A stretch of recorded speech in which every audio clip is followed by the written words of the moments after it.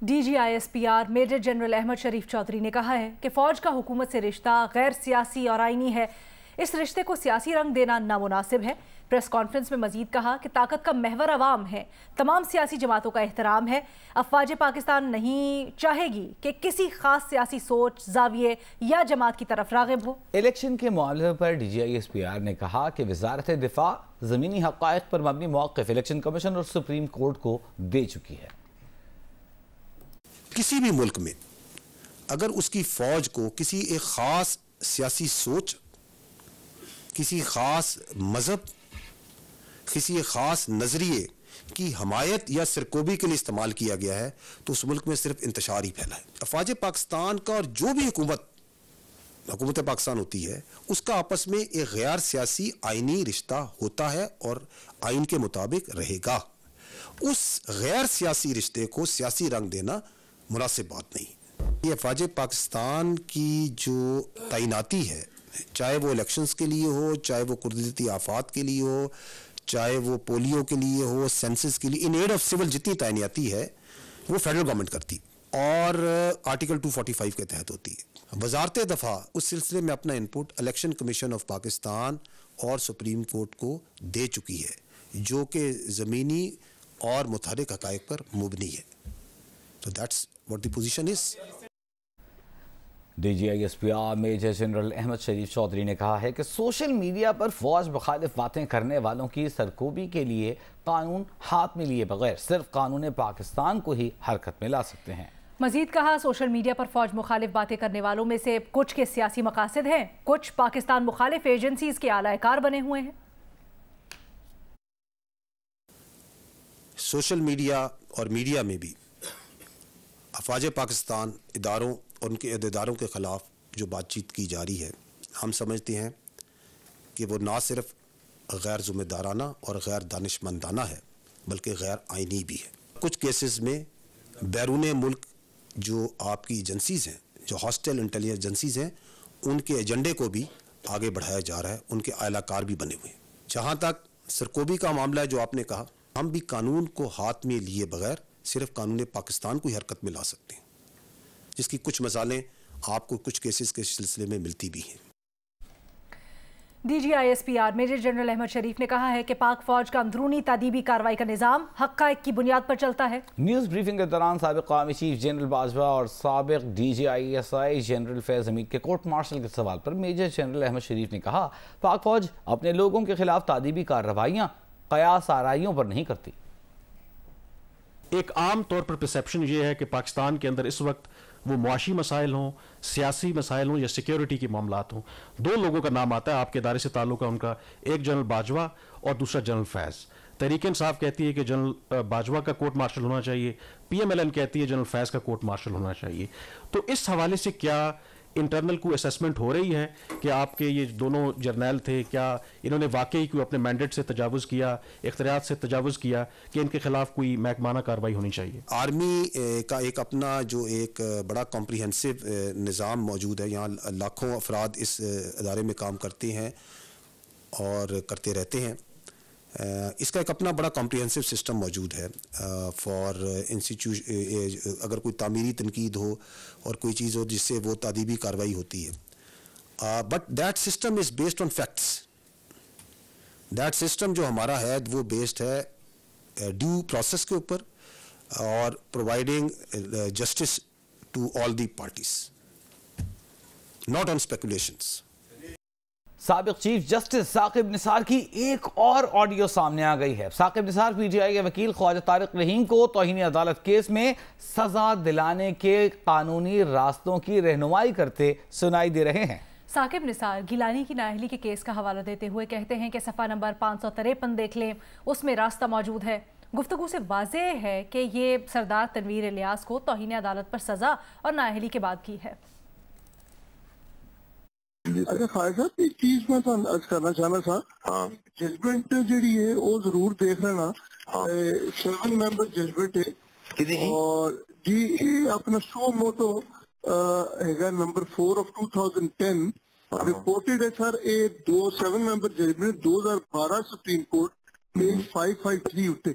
अच्छा जी, ठीक है ना जी, मैं देख लेना ਜਿਹੜਾ ਵੀ ਵਕੀਲ ਤੁਹਾਡਾ ਸਾਰੇ ਕਹਿਣਾ ਜਰਾ ਦੇਖ ਲੈਣਾ ਉਹਦੇ ਚ ਹੈਗਾ ਕਿ ਵੀ ਅਗਰ ਉਸ ਤੋਂ ਬਾਅਦ ਤੁਸੀਂ ਪੜੋਗੇ ਤਾਂ ਮੈਂ ਪੜ੍ਹ ਲੈਣਾ ਮੈਂ ਉਹ ਵੀ ਦੇਖ ਲਈ ਇਹਦੀ ਜਜਮੈਂਟ ਜਿਹੜੀ 7 ਮੈਂਬਰ ਬੈਂਚ ਹੈਗੀ ਹੈ ਜਿਹਦੇ ਚ ਉਹਨਾਂ ਨੇ ਕਿਹਾ ਕਿ ਜਦ ਤੱਕ ਐਕਟ ਨਹੀਂ ਬਣਦਾ ਉਹਦਾ ਤੁਸੀਂ ਜਿਹੜਾ ਗੌਰ ਨਾਲ ਪੜੋ ਤੇ ਉਹਦਾ ਕਲਾਸ 3 ਮੈਂ ਹਾਈ ਨੋਟ ਦਾ ਲਿਖੇ ਤੇ ਉੱਥੇ ਉਹਨਾਂ ਨੇ ਰਸਤਾ ਵੀ ਦਿੱਤਾ ਹੋਇਆ ਹੈ ਉਹ ਵੀ ਸਾਡੇ ਕੋਲ ਵੇ ਆਊਟ ਹੈ ਉਹ ਵੇ ਆਊਟ ਹੈ ਸਾਡੇ ਕੋਲ ਅਦਰਵਾਈਜ਼ ਜੋ ਕੇਸ ਹੀ ਨਹੀਂ ਬਣਦਾ ਹੈ ਹਾਂਜੀ ਬਿਲਕੁਲ ਠੀਕ ਹੈ ਮੈਂ ਇਹ ਵੀ ਹੁਣੇ ਦੇਖ ਦੂਸਰਾ ਫਾਇਲ ਸਾਹਿਬ अगर कोई बंदा तैयार हो मुनीर अहमद खान वाला इस्तेमाल कर लो कंटेम्प्ट ऑफ कोर्ट का बिल्कुल क्लियर केस है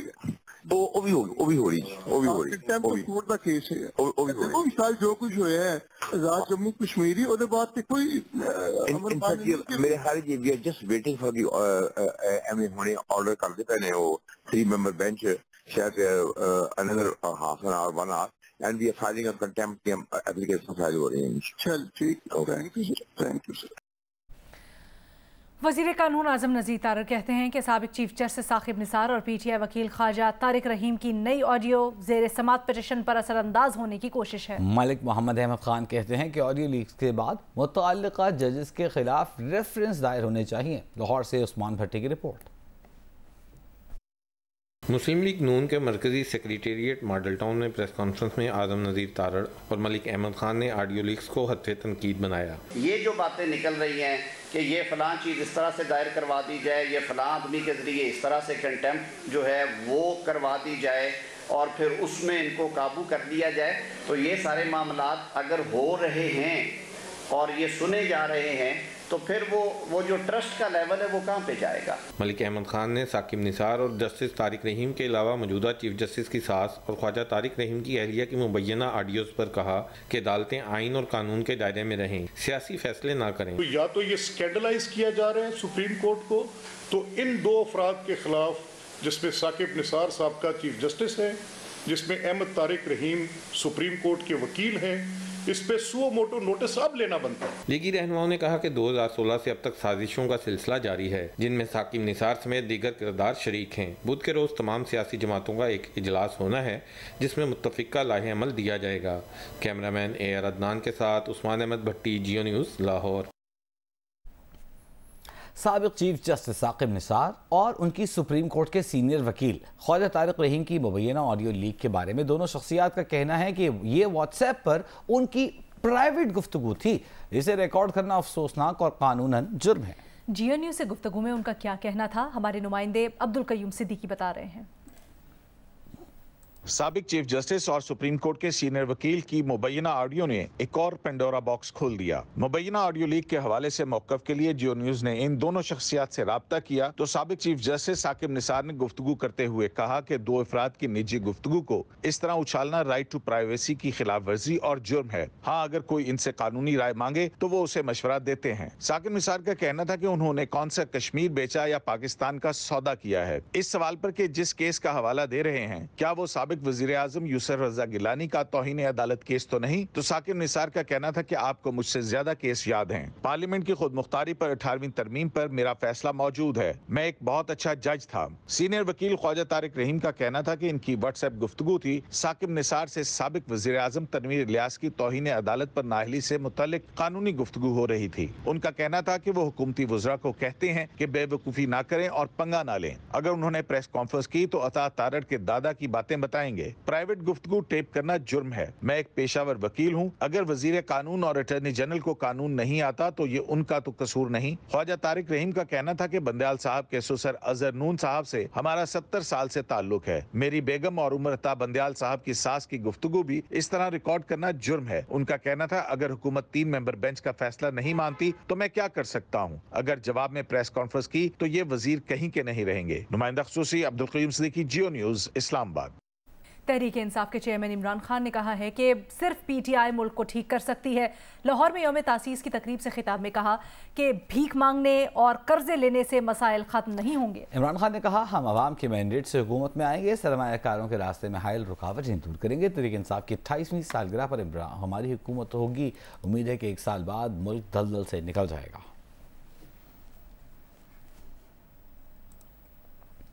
अमेरिका में पाकिस्तान के साबिक सफीर हुसैन हक्कानी ने इमरान खान को कानूनी नोटिस भेज दिया है। अमेरिकी वकील के जरिए भेजे गए नोटिस में हुसैन हक्कानी ने कहा कि इमरान खान ने उन पर साबिक आर्मी चीफ के लिए लॉबिंग का इल्जाम लगाया, जो गलत है। नोटिस में कहा गया है कि इमरान खान हुसैन हक्कानी के खिलाफ अपने सियासी वर्कर में इश्तियाल पैदा करने से इज्तनाब करें।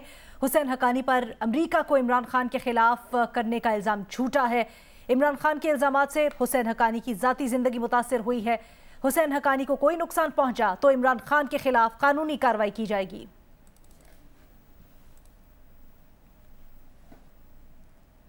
MQM ने मर्दमशुमारी के मामले पर हुकूमत से तनाज़े के बाद अपने अरकान पार्लियामेंट से इस्तीफे ले लिए हैं। ज़राए के मुताबिक इस हवाले से हुकूमत और MQM में अगले 24 से 48 घंटों में अहम राबितों का इम्कान है।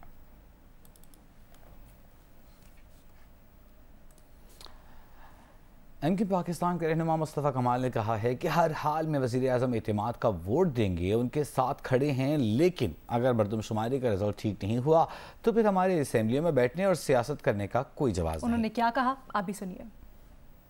तो हमें पता चला कि इस मीटिंग के बाद कि भाई वजीर आजम जो है वो कॉन्फिडेंस का वोट लेने जा रहे हैं। भाई हम हर हाल में वजीर आजम को कॉन्फिडेंस का वोट देंगे, उनके साथ खड़े हैं। 2 दिन में तो मर्दमशुमारी का रिजल्ट नहीं आ रहा ना।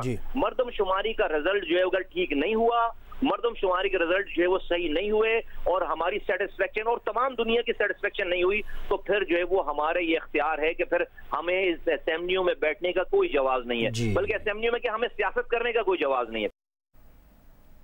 मुल्क में मर्दमशुमारी में चौथी बार तौसी कर दी गई है।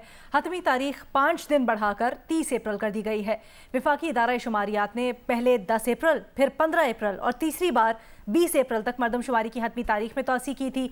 इस मर्दमशुमारी में कराची के 7 में से 6 अजला की आबादी कम हो गई है। इदारा शुमारियात के मुताबिक कराची के अजला वस्ती, जनूबी, गरबी, शर्की, मलीर, किमाड़ी, कोरंगी में आबादी में कमी हो गई है।